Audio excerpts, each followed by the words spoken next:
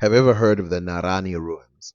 They are located in East Africa, Kenya, and they represent a type of civilization that existed all over these coasts, starting from Mozambique all the way to Somalia. These civilizations that are marked in this location show that Kilwa is not an exception of this area, but instead was part of a long drawn process of civilizations. At one time, I had given the Arabs a bit of a leeway in this region. But in fact, you can see with the diversity of these civilizations that one narrative about one person capturing only one of these states will not suffice, as there are so many of these types of civilizations. For example, there are the Gedi ruins located in Tanzania. Now, for some people, you might notice that there are similarities between this location and Kilwa, and of course, there is something very similar about them. Except if we look at the map, we will instantly see that these places are very far apart.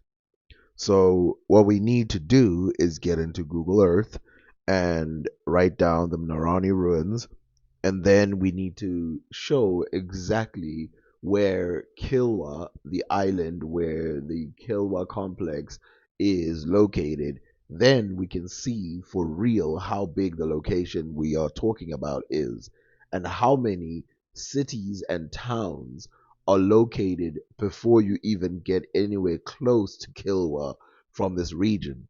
And I think this will illustrate for some people how big the location that we're talking about is and why it should be respected as a region rather than a place where one or two civilizations is dotted. I think if I were to do this with any other place in history, people would be highly impressed as not that many places in history do have such a large amount of continuous civilizations that are strong and well built up. And as you can see, the traditional use of coral is all over in this region, which tells you again that it's not some Persian introduction in Kilwa, but instead something that they did all over the place. And of course, we can go back to 2,000 years ago if we really wanted to check it for ourselves. So we start off by getting straight into the Narari ruins in Kenya. And as you can see, I'm zooming out and moving down. Now you might think, okay, moving down, so where are we going? So there's Mombasa, a famous location in the past. There's the islands, and you can see I'm moving and moving and moving. We've passed about a entire region now. I keep moving and moving, more islands, Mafia Island, and now we're getting very close to Kilwa. There's Kilwa right there. If you notice, this is a world apart from where we started. Let's do that again, but slower this time so we can locate other regions. So you see here, we start with the Narani ruins in Kenya, which represents that beautiful area. And then when we zoom up, we can find other regions.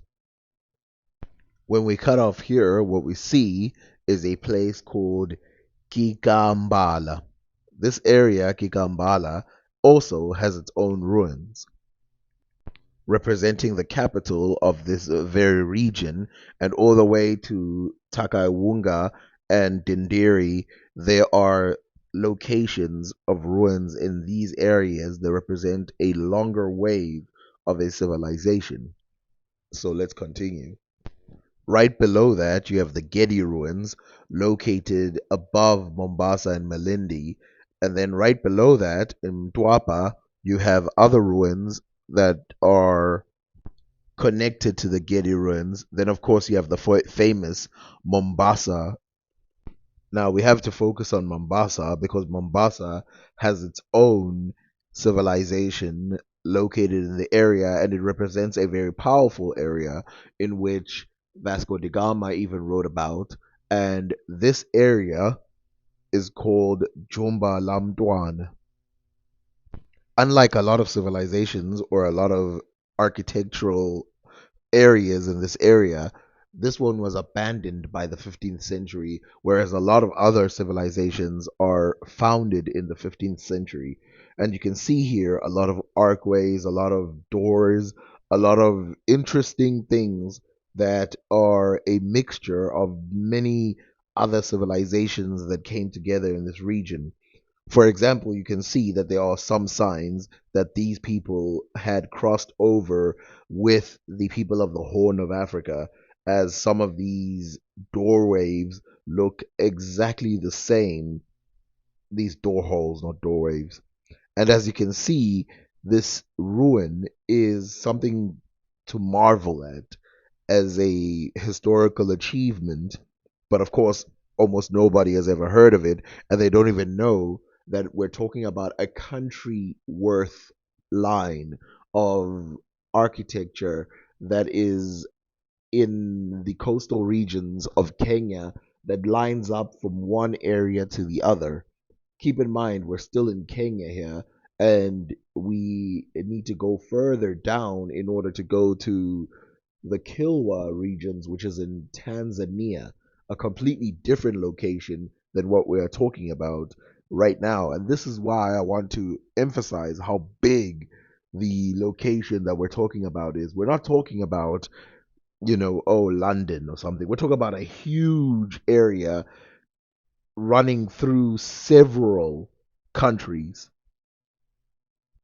Keep in mind the areas that I'm missing, it's not because they do not have civilizations, it's or architecture in that region. It's because I want to get to the end quickly. So we'll go past Kale Island and Msambweni, and we will stop in Funzi Island and Wasini Island. As you can see there, there is an area right under the Shimoni slave caves written in purple. You can see something written Wasini Islands. That Wasini Islands is home to the Wasini ruins.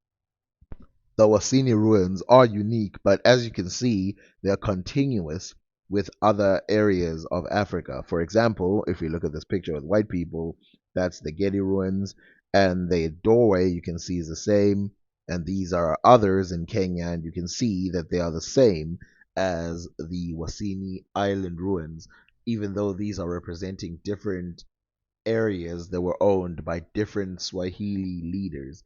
And of course, remember, we have the bigger, larger times when they were held by one giant king or they were rented out to other kings. So there is a practice of trade within these areas. But again, we're talking about several different civilizations. Now, keep in mind that these images of ruins, I'm limiting them to the 15th century. There are actually other ruins of these entire regions that go till the 18th century, but I'm going out of my way to limit it to the 15th century. So let's keep going. As you can see, we're getting closer and closer to Kilwa, but we haven't even started moving. I'm going to ignore some of the other civilizations located in this area so we can get to Tanga. In this region called Tanga, there are the Tangoni or Tongoni ruins. And as you can see that these ruins have pillars that leave from the ground, and this is becoming customary or cultural in this region. So this is what separates these ruins in Tanzania from those found in Kenya. That the ones in Kenya, they don't really have these pillars, but as you will see, the more closer we get to Kilwa, the more pillars you will start to see, showing that even though it's a continuous culture, they have their own regional forms. in the 1500s, the Tangoni people had to adapt to something called the Little Ice Age, which was not the same as the original Ice Age, but in the 1500s, there's something called the Little Ice Age, which could have wiped out a few people. But in this region, what we see in the Tangoni region is that they utilized new technologies specific to that region that isolated them from any destruction due to this mini ice age. As we move on slowly, you can see here this entire region, by the way, is filled with ruins, and we don't need to go to every single one. Of course, I'm still limiting it to the 15th century because in Sadani we have some slave quarters by the Portuguese and people like that, and I want to ignore that a little bit. So let's zoom out and come back to the important areas. So you can see there Dar es Salaam, which is the most important area. But before we go to Dar es Salaam, I want to stop right before it at this area. You can see at the top there's Kiwangwa, which we're going to ignore for now, and go to Bagamoyo. Bagamoyo also has some ruins called the Kaole ruins or Kawolo ruins. These Kawole ruins mark the entrance to the area of Rapta that would be located even further south than this. But you can see here that this is also a similar region to the rest of it, also made of coral, the coral that is used all over. And you can see that they use pillars in the same way that were used in the other Tanzanian region. And also, you can see that it is an entrance rather than just a random area to Dar es Salaam. Now, Dar es Salaam itself looks something like this. Fit with the typical architecture of the region. You can see there are important things located all over the region, and I will explain a lot at the very end when I come to put it all together to show you just how long and wide this was distributed and fixed, showing you that again, we're not talking about one place with one king and was just distributed all over the regions. And you can see that from another point of view, the architecture, which again is unique to this region. And remember, they were trying to survive the Little Ice Age, which happened in the 15th century to the about 19th century or 18th century. And the pillars that you see in the background, but this pillar is nothing compared to the pillar that we will see in this region, which has been used as a symbol for this area. This pillar in Mombasa, which is very impressive indeed, and it shows a long history for this region, and of course was copied by the Portuguese in these areas, and so they did it over and over again, drawing up from the local culture. And the Portuguese, who created some of the civilizations located right here, which I'm not going to mention because that's for another video, they used both their own architectural styles, but then they also used the styles of the locals in order to create a completely unique architectural culture, which would be replicated later in future architecture. Now, what is the importance of the pillar that I just showed you? Well, if we go back to Mombasa all the way to the top where we started, we see this drawing that it was drawn by the Europeans that represents a giant pillar made by the people of Mombasa. This pillar is thought to have been made locally and then replicated in order to make lighthouses later by the people. Now, it was not known until the 1800s exactly what this pillar was going to be used for. It was not known why it was used until the 1800s, when more people came to this region locally from the Portuguese areas and started drawing up the actual reasons. And so when they finally gathered the information, you can see what it is. This 18th century drawing shows you exactly what these towers were used for, and a lot of them were used for praise. And they were representative of a cross between the locally, which you can see a lot of these pillars in West Africa as well, the local customs of tradition and the East African sort of Muslim, Swahili, Arab like cultures coming together. You can see the Ibadi Mosque, Mombasa, after probably the 1850s. So this one is a copy of an older one. A lighthouse in Mombasa in the 1800s, minaret of the Sheila Mosque in 1829, East African coast, 15th century pillar tomb in Malindi. So you see there that they are showing you themselves that there is a slow transition from these pillars to mosques, finally ending with the minaret of Malindi Mosque, Zanzibar in 1860 AD. And the reason why they are showing these is because they could see themselves that there was a slow transition from one of these temples to the other. Now, this is definitely a phallic symbol in the beginning, which was then transformed into mosque-like temples because of the appreciation of the cultures of this region, which shows you that they have a completely unique architecture which could be utilized by both the Portuguese, the Arabs, and everybody else who lived in this region in order to create a completely unique style, which again would be replicated. Now, the only sad thing about it is that a lot of people were more concerned with the village life of Africans, and that's why a lot of the architecture of Africans mimics village life when there is actually great modern architecture. As you can see, in the 1800s, they had stoneworks. But let us keep moving because, of course, what we were trying to do was to get to Kilwa. And you can see we've went through so many towns and cities, and we haven't even come close to Kilwa, but now we're there.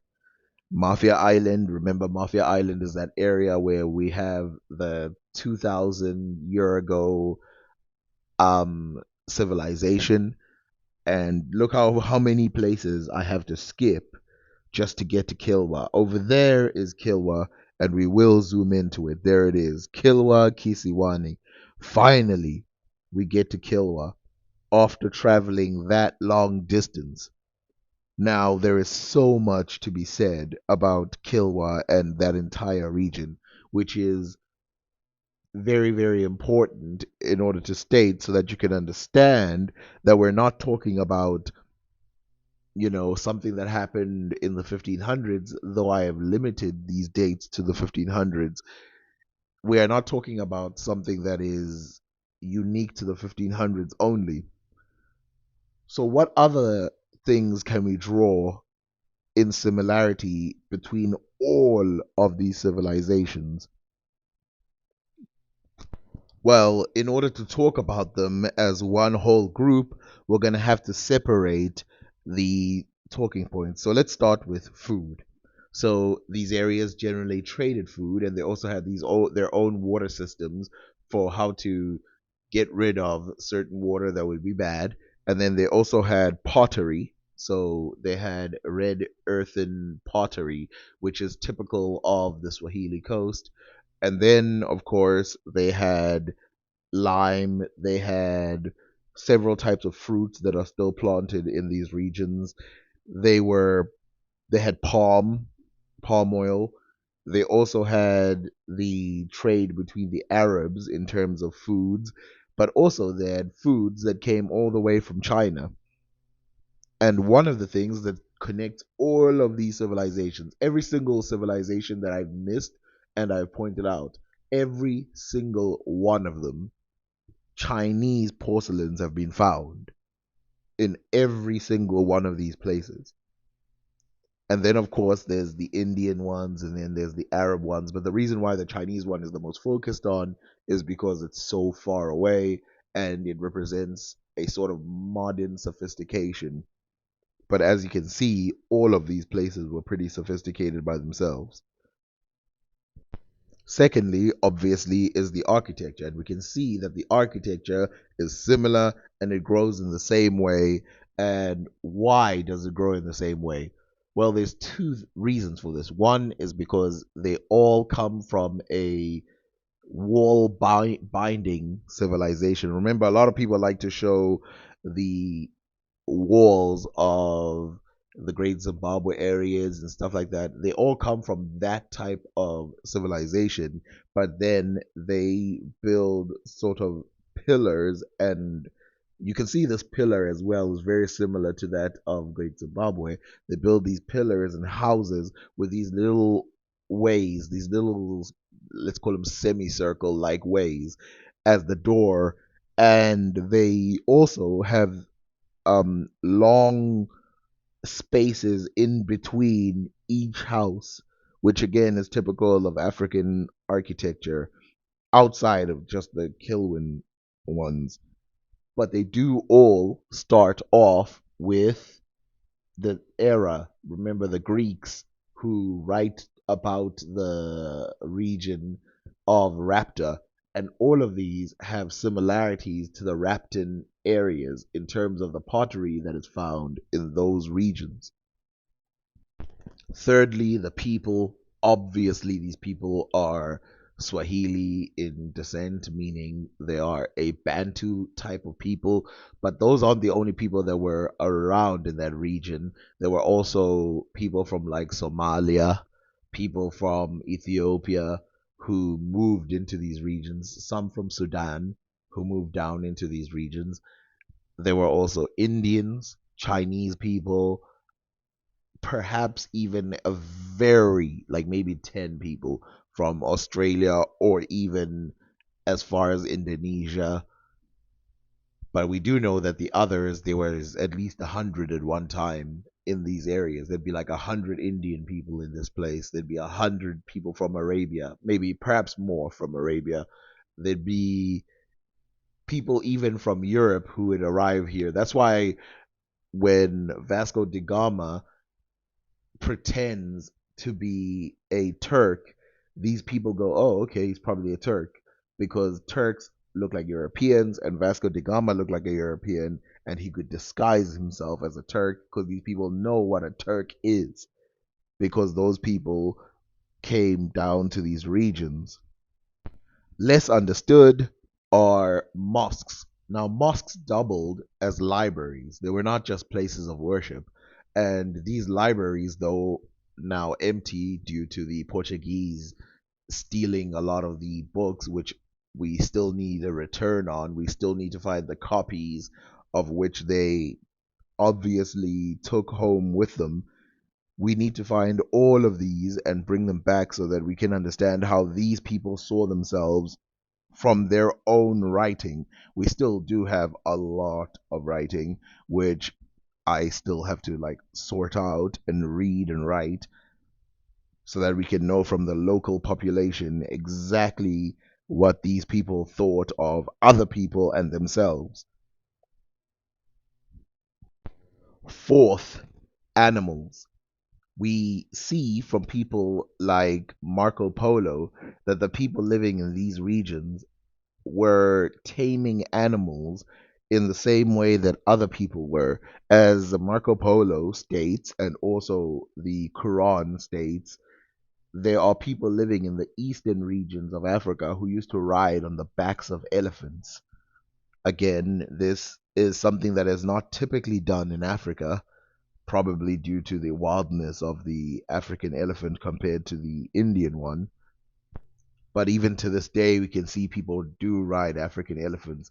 The African elephant, as one of the African Sanusi once stated, the African elephant is not more wild than the people, and it can be tamed. And it was tamed. And you can see several other images from the past that show that the people in this region had a ability to tame giraffes and perhaps even ride them in the past. And that's why they always traded them first.